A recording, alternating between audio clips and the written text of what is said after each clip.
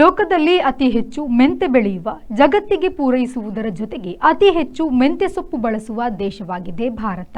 ಪುರಾತನ ಈಜಿಪ್ತಿನಲ್ಲಿ ಮೆಂತೆ, ಮೆಂತ್ಯ, ಮೇಥಿ ಆಹಾರ ಮತ್ತು ಔಷಧಿಯಾಗಿ ಬಳಕೆಯಾದ ದಾಖಲೆ ಇದೆ.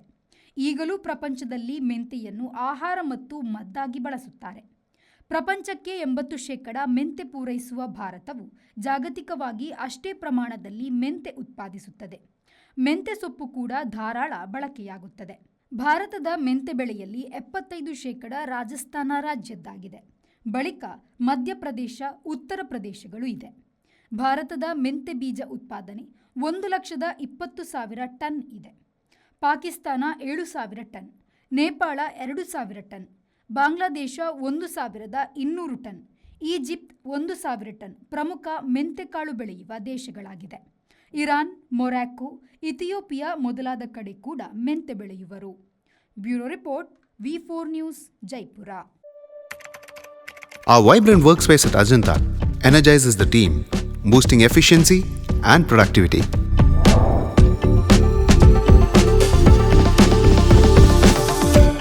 Well-designed modern conference space for important presentations with top-notch amenities, fueling our growth. We are ready to expand to Ashoka Business Center as our next upgrade. Invest in workspaces managed by Vertex. Invest smart.